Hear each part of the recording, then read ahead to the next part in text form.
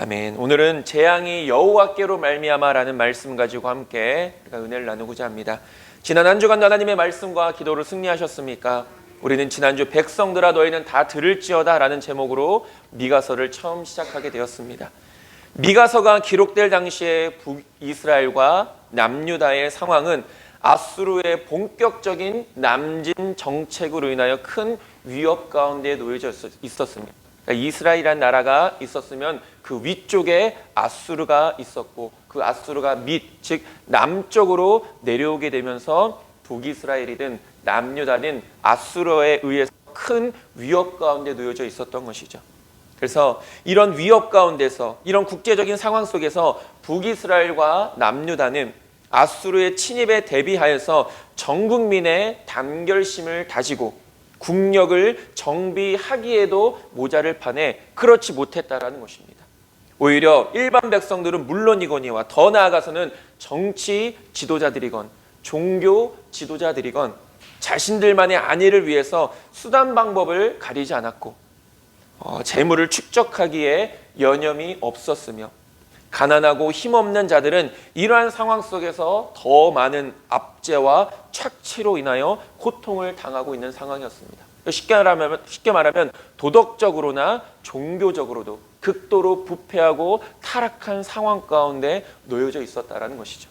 이런 상황 속에서 미가 선지자가 활동했고 이런 상황 속에서 미가 선지자는 하나님의 심판의 예언의 말씀을 백성들에게 이런 지금 죄악 가운데서 이런 극도로 타락하고 부패한 세상 가운데서 미가 선지자는 하나님의 말씀을 선포하고 있었다는 것입니다. 이렇게 패역한 백성들을 향하여 오히려 하나님께서는 그들을 살리시기 위해 끊임없이 하나님의 선지자들을 보내주셨습니다.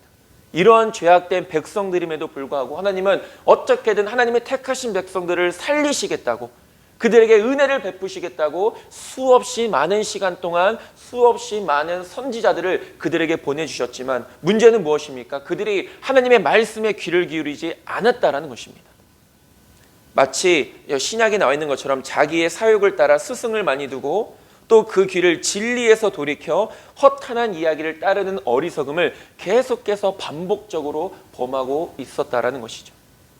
이에 하나님께서는 더 이상 기다리시지 않고 결국 백성들을 심판하시게 됩니다. 그렇게 오래 참고 그렇게 오랫동안 돌이킬 수 있는 회개할 수 있는 기회와 시간들을 허락해 주셨음에도 불구하고 하나님의 그 기다림에도 분명 오랜 기다림이 있지만 하나님의 심판은 반드시 하나님의 정하신 때에 임하게 되어진다는 사실입니다. 백성들을 향한 하나님의 심판은 절대적으로 공의로운 것입니다. 우리가 여러 번 공의라는 단어에 대해서 이야기를 나눴지만 이 공의는 쉽게 말하면 공정하고 정의롭다라는 이런 의미가 담겨져 있습니다. 그러니까 성경은 하나님이 공의로우신 재판장이시다라고 이렇게 말씀하시는데 무슨 말입니까? 그 재판장이신 하나님 앞에 우리가 언젠가 서게 될 때 우리는 그 하나님의 공의로운 재판장, 그 재판하신 것 앞에서 우리는 어떠한 변명도 할 수 없다라는 것이죠. 왜 그렇습니까? 하나님의 재판은 절대적으로 공의롭고 절대적으로 공정하고 정의롭기 때문입니다. 그래서 그 누구도 변명할 수 없습니다. 하나님께로부터 복의 약속을 받은 백성들이 왜 이런 하나님의 준엄한 심판을 받게 되었던 것일까요? 그토록 하나님이 택하시고 그들에게 영원한 복을 약속하시지 않았습니까? 너희들이 내 말에 순종하면 내가 너희들을 인도하는 그 가나안 땅에서 너희가 영원히 복을 누리게 하겠다. 이렇게 약속하신 하나님이신데 왜 지금 하나님께서는 하나님이 택하신 그 백성들을 향하여 진노를 바라고 계시고 심판을 예언하고 계신 것일까요? 그 이유는 바로 전적으로 타락하고 부패한 하나님의 백성들의 죄 때문이라는 것을 미가 선지자는 분명히 지적하고 있는 것을 보게 됩니다.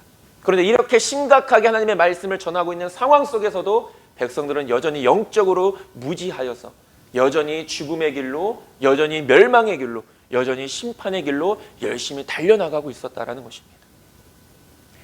하나님께서는 지금도 우리에게 끊임없이 말씀하시고 끊임없이 경고하고 계십니다. 예전뿐만이 아니라 오늘을 살아가는 우리들에게도 믿지 않는 사람들에게 뿐만이 아니라 믿음의 사람들에게도 하나님은 지금도 말씀하고 계시고 지금도 경고하고 계시다라는 것이죠. 미가 선지자가 활동했던 그 당시의 상황이 오늘날과 전혀 다르지 않는 것을 보게 됩니다. 정치적으로도 그렇고 종교적으로도 그렇고 우리가 살 수 있는 길은 오직 하나님의 말씀에 귀를 기울이는 것입니다. 우리가 살 수 있는 길은 오직 하나님 앞에 나아가서 우리의 죄를 자백하고 회개하는 것입니다. 그것이 우리가 다시금 회복되어지는 길이고 그것이 다시금 우리가 살 수 있는 길이라는 것을 미가 선지자는 말하고 있는 것이고, 미가 선지자의 그 오늘 이 말씀이 오늘날 우리에게도 여전히 선포하고 있는 말씀인 것입니다. 이것이 우리가 지난주에 살펴봤던 말씀이고, 이어서 우리가 미가서 1장을 마무리하려고 하는데, 전 이스라엘을 향하여 심판을 경고하고 사마리아의 멸망을 예언한 데 이어서 오늘 본문에서는 미가 선지자가 애통하는 자의 모습으로 나타나게 됩니다. 슬퍼하는 자, 눈물을 흘리는 자. 그러면서 이스라엘 전체의 범죄의 결과, 남유다 역시 북이스라엘과 동일하게 멸망의 길을 걷게 될 것을 애통해하고 있습니다. 북이스라엘이 먼저 멸망했죠. 아수르에 의해서. 그리고 곧이어서 바로는 아니지만 어느 정도 일정 기간을 두고 남유다가 바벨론에 의해 멸망을 당하게 됩니다. 처참히 짓밟히게 되죠. 남유다의 주요 10개의 성읍들의 멸망, 그리고 유다 백성들이 포로가 될 것임을 오늘 본문 말씀은 예언하고 있습니다. 우리가 오늘 말씀을 통해 함께 살펴보고, 그렇다면 오늘을 살아가는 우리들은 어떤 믿음의 자세를 가져야 하는가, 말씀을 통해 잠깐 살펴보도록 하겠습니다. 첫 번째로 미가 선지자의 애통이라는 것입니다. 오늘 본문에서 주목할 것은 북이스라엘과 마찬가지로 남유다의 멸망을 예언하면서 애통해하는 미가 선지자의 모습을 우리가 본문을 통해 보게 됩니다. 미가 선지자의 애통함은 마치 하나님께서 택하신 그 백성을 향한 사랑은 여전히 뜨겁습니다. 물론 하나님의 심판이, 하나님의 징계가 백성들에게 임하고 있지만 그 심판과 징계의 이유도 하나님의 사랑 때문이라는 것입니다. 여전히 하나님은 하나님이 택하신 백성들을 사랑하고 계신다는 것이죠. 그러나 그 사랑은 여전히 식지 않고 변하지 않고 여전히 뜨거운 사랑이지만, 백성들의 어리석음과 완악함으로 인해 끝내 죄에서 돌이키지 않으므로 더 이상 심판하실 수밖에 없는 안타까운 상황에 이르게 된 것을 가슴 아파하시는 하나님의 마음을 마치 미가 선지자가 애통하는 마음이 대변해 주고 있다는 것이죠. 하나님의 마음이 곧 미가 선지자의 마음이었다는 것입니다. 백성들을 향하여서 하나님의 심판의 예언의 말씀을 전할 수밖에 없었지만, 미가 선지자라고 나라가 망하는 것을 기뻐하는 선지자가 어디 있었겠습니까? 자기의 나라가. 그럼에도 불구하고 하나님의 말씀이었기 때문에, 하나님의 부르심이었기 때문에 그 사명을 감당할 수밖에 없었던 것이죠. 그리고 미가 선지자는 그 자신의 나라의 멸망을 선포하게 되면서 슬퍼하며 애통해할 수밖에 없었던 것입니다.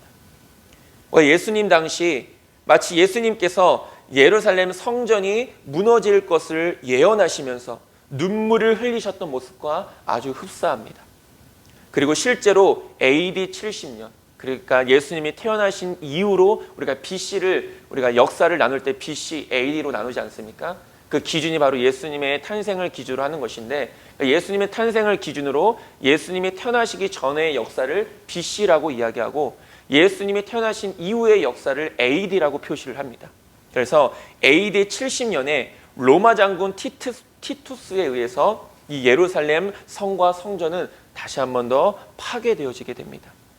우리가 그 말씀이 누가복음 19장 41절에서 44절에 있는 말씀인데, 우리말 성경으로 41절부터 우리 함께 읽겠습니다. 앞에 화면에 나와 있습니다. 우리 함께 읽겠습니다. 예루살렘에 가까이 이르신 예수께서 그 마을을 보시고 눈물을 흘리시며 말씀하셨습니다.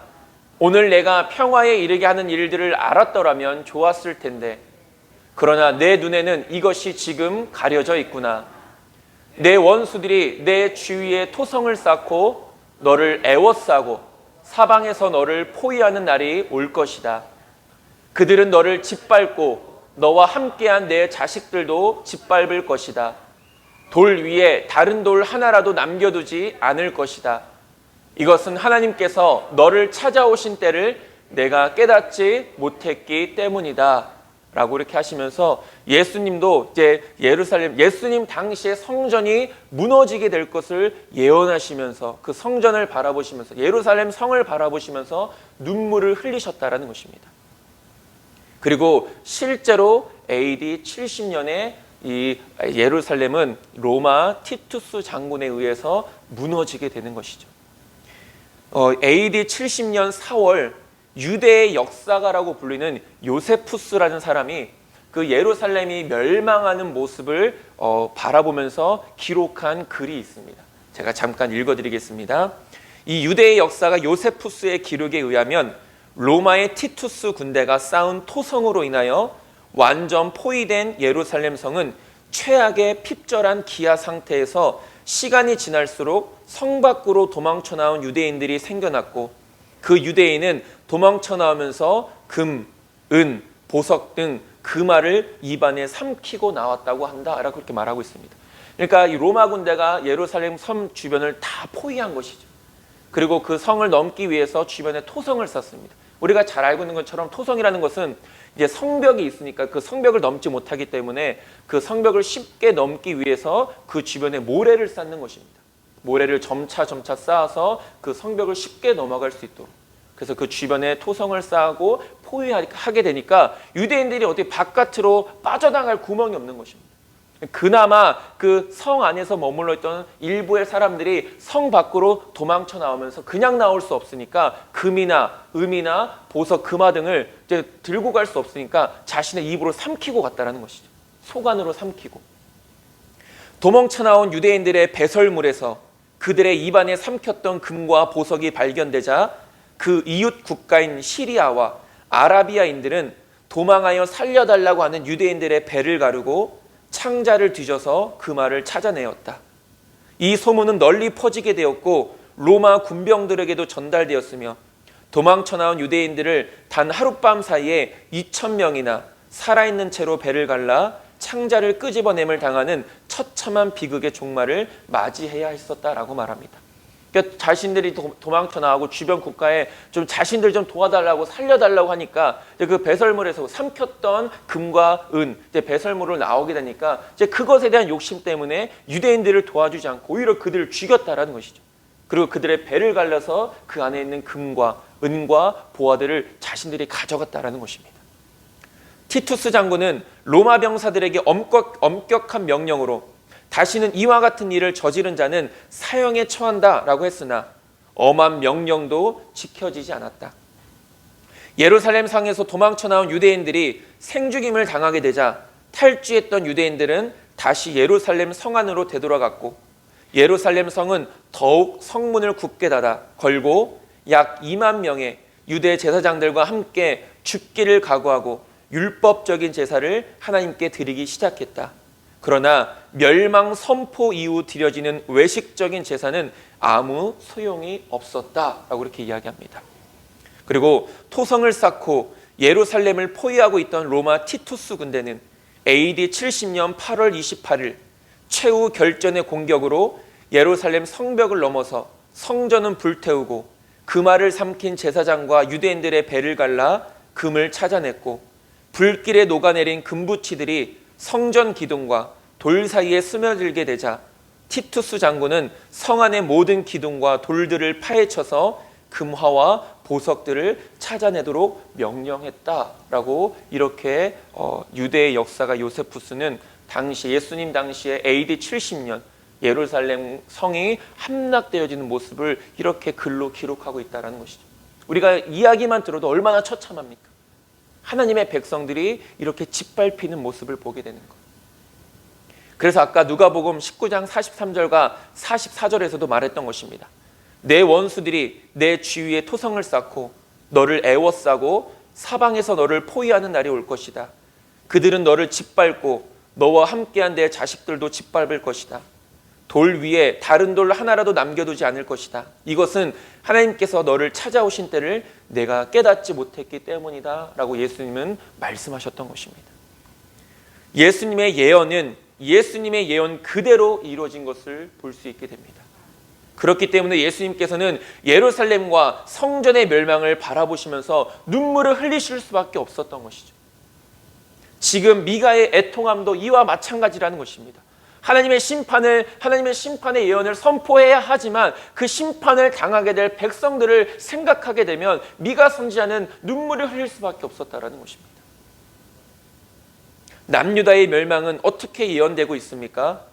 역대하 36장 15절에서 21절은 이렇게 남유다의 멸망을 예언합니다. 15절부터 제가 읽겠습니다. 그 조상들이 하나님 여호와께서 그의 백성과 그 거하시는 곳을 아끼사 부지런히 그의 사신들을 그 백성에게 보내어 이르셨으나 그의 백성이 하나님의 사신들을 비웃고 그의 말씀을 멸시하며 그의 선지자를 욕하여 여호와의 진노를 그의 백성에게 미치게 하여 회복할 수 없게 하였으므로 하나님이 갈대아 왕의 손에 그들을 다 넘기심에 그가 와서 그들의 성전에서 칼로 청년들을 죽이며 청년 남녀와 노인과 병약한 사람을 긍휼히 여기지 아니하였으며 또 하나님의 대소 그릇들과 여호와의 전의 보물과 왕과 방백들의 보물을 다 바벨론으로 가져가고 또 하나님의 전을 불사르며 예루살렘 성벽을 헐며 그들의 모든 궁실을 불사르며 그들의 모든 귀한 그릇들을 부수고 칼에서 살아남은 자를 그가 바벨론으로 사로잡아가매 무리가 거기서 갈대아 왕과 그의 자손의 노예가 되어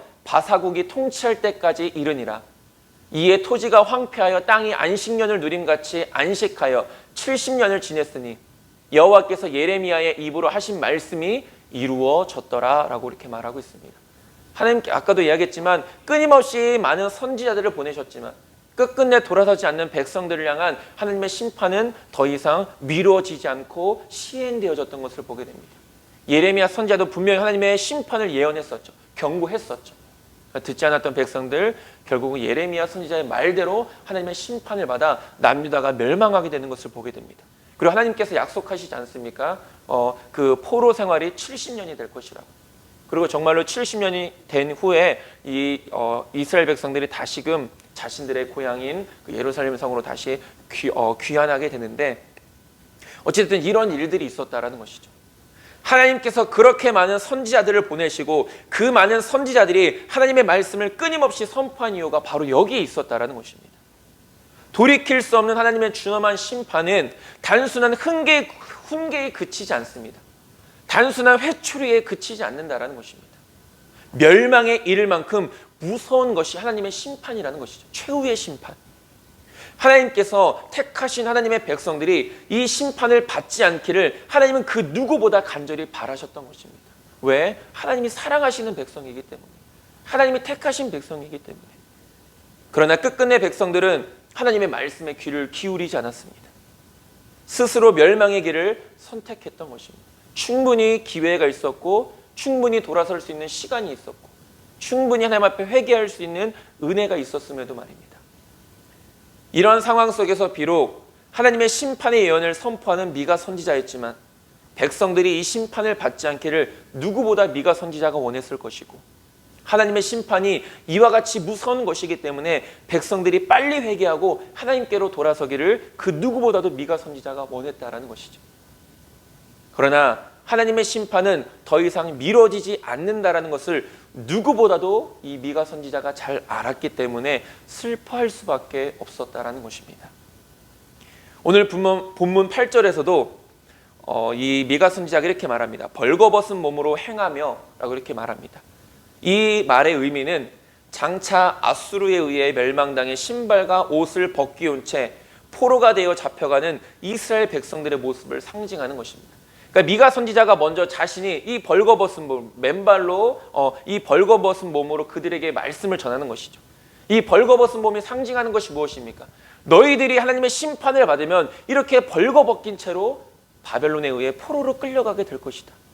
그러니까 말로 전하는 하나님의 복음이 있었고 또 몸으로 눈으로 보여주는 복음이 있었다라는 것이죠. 하나님의 말씀, 시각적으로 그들을 깨닫게 하시기 위해서. 미가 선지자의 이런 행위는 하나님의 메시지를 시각적으로 보여줘 좀 더 실감 있게 전하기 위함이었습니다. 자신이 옷을 벗어서 너희들이 하나님의 심판 가운데 이렇게 바벨론에게 모든 것을 다 잃어버린 채 끌려가게 될 것이다. 오늘날 우리에게 필요한 것이 무엇일까요? 오늘날 교회와 오늘날 믿음의 사람들에게 필요한 것이 무엇일까요? 나라와 민족을 바라보며 눈물을 흘리며 기도하는 것입니다. 오늘날 이 땅의 교회를 바라보며 눈물을 흘리며 기도하는 것입니다. 애통해하며 안타까워하며 우리의 교회의 사명이 그것 아니겠습니까? 우리 믿음의 사람들의 사명이 그것 아니겠습니까? 하나님이 교회를 세우신 이유가 무엇일까요? 우리를 하나님의 백성으로 거룩한 종으로 택하시고 부르신 이유가 무엇일까요? 교회를 통하여 이 세상의 빛과 소금이 되어지고 저와 여러분들의 거룩한 그리스도인의 삶을 통하여 이 세상의 빛과 소금이 되어져서 그들을 살리고 그들을 구원하고 그들을 회복시키고 그들이 하나님의 자녀가 될 수 있도록 그렇게 하나님께서 은혜를 베푸시기 위해 오늘날 교회와 우리를 하나님의 거룩한 종으로 불러주셨다라는 것입니다. 그런 의미에서 우리는 미가 선지자와 같이 예수님과 같이 오늘날 이 세상을 바라보며 오늘날 교회의 모습들을 바라보며 우리는 기도할 수 있어야 됩니다.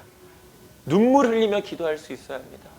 애통해하며 기도할 수 있어야 되고 그들을 긍휼히 여기고 하나님께서 우리를 긍휼히 여겨주시고 불쌍히 여겨주신 것처럼 우리 또한 세상을 바라보며 교회를 바라보며 믿지 않는 사람들을 바라보며 눈물 흘리며 그들을 긍휼히 여기며 기도할 수 있어야 된다는 것이죠. 우리 교회가 저와 여러분들이 이런 사명을 잘 감당하는 자들이 되어지기를 간절히 소망합니다. 두 번째로 하나님의 백성들이 당하게 될 수치가 있었다라는 것입니다. 미가 선지자의 들깨같이 8절에 나와 있는 것처럼 들깨같이 타조같이 애통할 수밖에 없었던 이유는 이스라엘에 대한 하나님의 심판을 누구도 치유할 수 없다라는 것이고 누구도 막을 수 없다라는 절망감에서 비롯된 것입니다. 무슨 말입니까? 곧 하나님의 심판이 예정대로 임하게 될 것이라는 것이죠. 그 심판을 어느 누구도 아무리 강력한 주변의 나라도 이스라엘 백성들이 그들이 범했던 죄가 무엇입니까? 그런 하나님의 심판이 임했음에도 불구하고 예언의 말씀이 임했음에도 불구하고 하나님께 나아가지 않았다는 것이죠. 그리고 세상의 주변에 강한 군대, 아수르에 빌붙는 사람들이 있었고 애굽에 빌붙는 사람들이 있었습니다. 자신들의 위험으로부터 건짐을 받을 수 있다라고 생각을 했죠. 근데 성경에서 뭐라고 말합니까? 그렇게 다른 나라를 의지해서 다른 나라로 가는 사람들 내가 쫓아가겠다라고 하나님이 이렇게 말씀하십니다. 이제는 하나님의 준엄한 심판을 겸허하게 받아들이는 것밖에는 다른 길이 없었습니다. 하나님께서 이 남유다를 바벨론에 의해 멸망시키실 때도 하나님께서 그들에게 말씀하신 것이 있습니다. 너희가 바벨론에 의해 포로로 끌려가서 그 포로로 있는 가운데 거기서 잘 지내고 있어라. 그럼 내가 다시 너희를 회복시켜주고 다시 너희를 돌아오게 하겠다라고 이렇게까지 하나님이 말씀하셨습니다. 근데 그 말씀조차도 백성들이 듣지 않았죠. 그러면서 미가 선지자는 10절에서 가드에게 알리지 말라라고 이렇게 말합니다. 가드는 이 블레셋이라는 나라의 5대 도시 중에 한 곳입니다. 가드는 특별히 블레셋을 상징하기도 합니다. 우리가 너무나도 잘 알고 있는 것처럼 이 이스라엘 백성들과는 이 블레셋이라는 나라가 오래전부터 원수로 지냈던 족속입니다. 많은 전쟁도 치렀었죠. 우리가 잘 알고 있는 다윗과 골리앗, 우리가 너무나도 잘 알고 있지 않습니까? 이 골리앗이라는 사람도 어느 족속 사람이었습니까? 블레셋 족속 사람이었습니다. 미가가 말하고 있는 가드에게 알리지 말라라는 이 말의 의미는 이스라엘이 아수르에게 재난을 당할 뿐만 아니라 그 수치가 블레셋의 조롱거리가 될 것이라는 뜻입니다. 원수된 자로부터 조롱을 받는 것입니다. 원수된 자들로부터 비웃음을 당하는 것이죠. 하나님의 영광을 드러내야 될 하나님의 백성들이 오히려 하나님의 이름을 더럽히게 된 장본인이 되었다라는 역설적인 뉘앙스가 담겨져 있는 것입니다. 하나님의 백성이라면 마땅히 하나님의 영광을 드러내야 되는데 지금 멸망당할 위기 가운데 놓여져 있으니 원수들이 그런 모습을 보고 얼마나 비웃겠습니까? 단순히 백성들이 수치를 당하는 것뿐만이 아니라 하나님의 영광이 가리워지게 된다는 것이죠. 하나님의 이름이 비방을 받게 된다는 것입니다. 에스겔서 5장 14절과 15절에 보면 이렇게 말합니다. 내 주변 민족들 가운데서 지나가는 모든 사람들 보기에 내가 너를 폐허로 만들고 모욕의 대상이 되게 할 것이다. 내가 노여움과 분노와 무서운 질책으로 내게 심판을 내릴 때 그것이 내 주변 민족들에게 모욕의 대상과 조롱거리가 되고 훈계와 경악의 대상이 될 것이다. 나 여호와가 말한다. 라고 이렇게 우리말 성경에서 말하고 있습니다. 하나님의 백성들은 하나님의 영광을 위해 택함받고 부름받은 자들입니다. 교회와 그리스도인들은 부르심에 합당한 삶을 살아감으로 세상 사람들이 그들 스스로가 자신들의 죄악으로 인한 부끄러움을 깨달을 수 있도록 그들을 하나님께 인도하기 위해 교회가 있는 것이고 그리스도인들이 있는 것이라는 것이죠. 교회의 존재 이유가 그것 아니겠습니까? 복음을 위해서, 하나님의 영광을 위해서.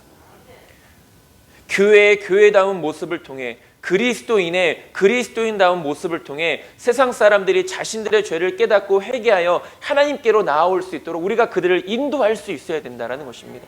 그래서 계속해서 말씀드리지만 입술로 전하는 복음과 함께 삶으로 증거하는 복음이 함께 있어야 된다는 것이죠.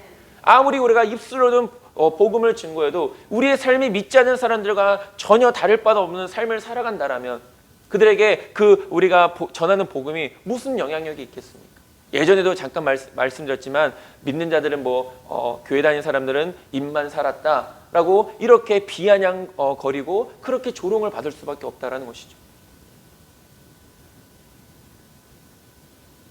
그러나 오늘날의 모습을 보면 교회가 세상을 걱정해야 하는데 세상이 교회를 걱정하고 있는 이런 아이러니한 상황 가운데 놓여져 있다는 것이죠.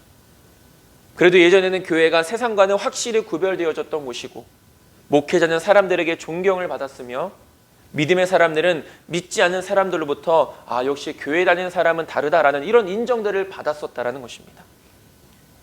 물론 지금도 하나님의 영광을 위해 보이지 않는 곳에서 힘쓰고 애쓰는 많은 교회와 많은 그리스도인들이 있습니다. 그러나 이러한 열심이 무색할 정도로 오늘날 교회와 그리스도인들은 세상으로부터 조롱과 비난을 받고 있는 것이 오늘날의 현실이라는 것입니다.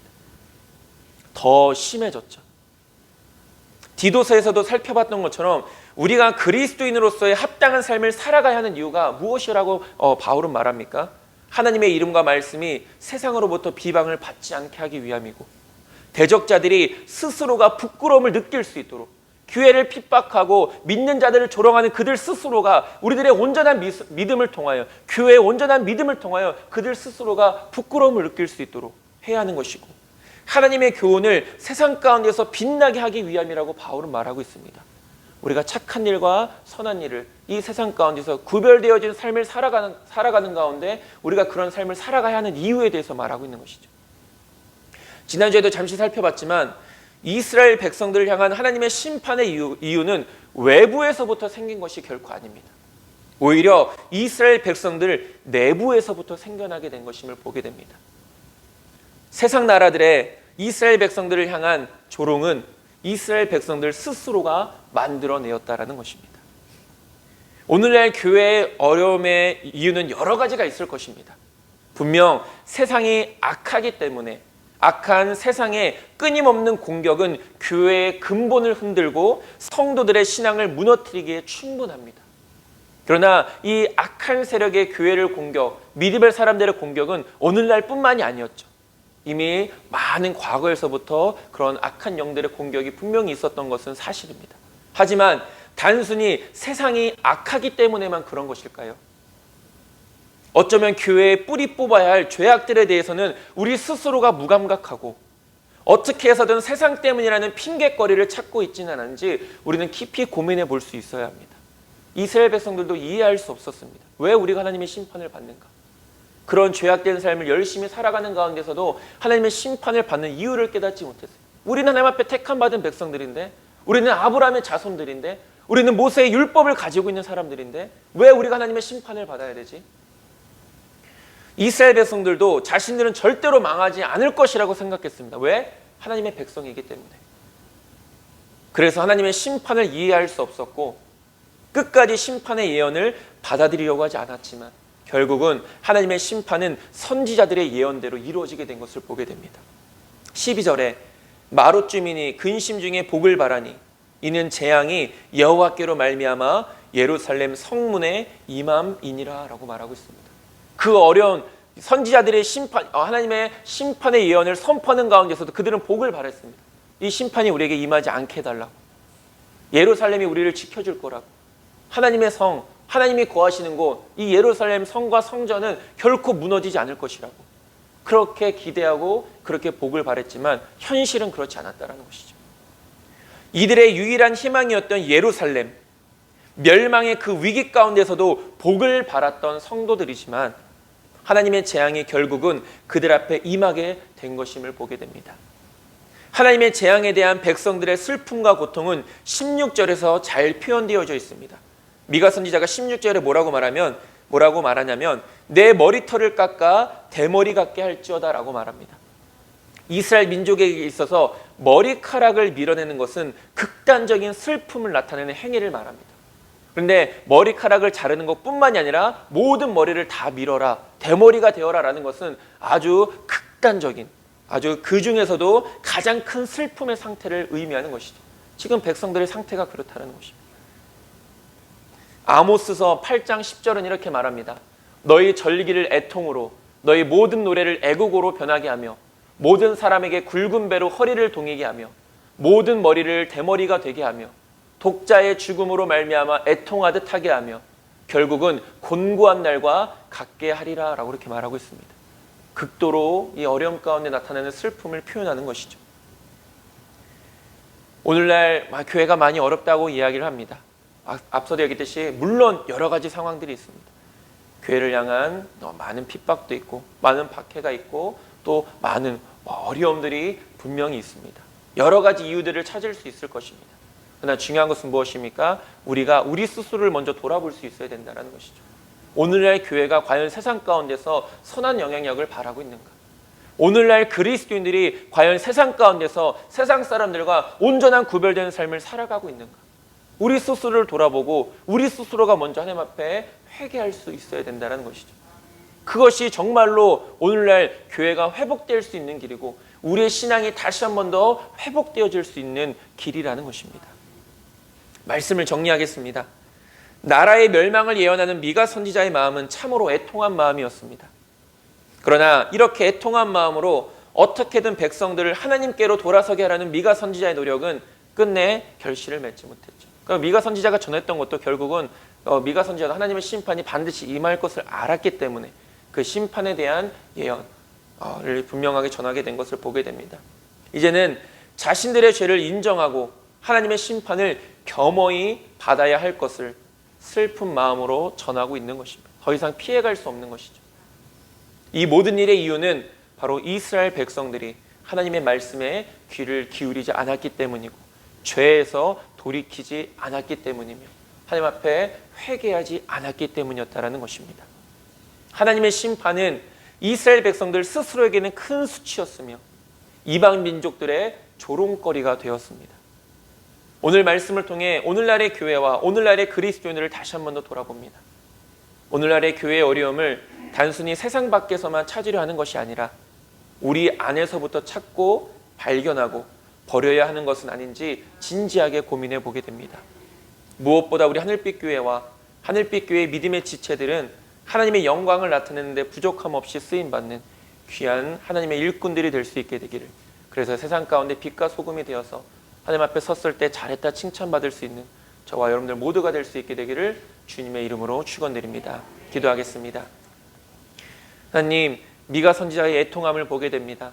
하나님의 심판의 예언을 선포할 수밖에 없었던, 그리고 그것을 받아들일 수밖에 없었던 미가 선지자의 마음, 하나님, 오늘날 우리가 세상을 바라보고 이 나라와 민족을 바라보며 오늘날의 교회를 바라보는 우리의 마음이 될 수 있도록 인도하여 주시옵소서. 기도할 때인 줄 믿습니다. 애통해야 할 때인 줄 믿습니다. 회개해야 될 때인 줄 믿습니다. 돌이켜야 할 때인 줄 믿습니다. 하나님, 이스라엘 백성들의 그 하나님의 심판은 이스라엘 백성들의 죄로부터 시작되어진 것임을 우리가 보게 하시며 항상 내 모습을 먼저 돌아보게 하시고 우리의 교회를 돌아보게 하시며 이 땅의 모든 교회들을 돌아보게 하셔서 하나님, 우리가 회개할 것이 있다면 회개하게 하시고 돌이킬 것이 있다면 돌이키게 하셔서 다시금 교회들이 회복되어지고 다시금 믿음의 성도들의 믿음의 삶이 회복되어질 수 있도록 인도하여 주시옵소서. 예수님의 이름으로 기도드립니다. 아멘.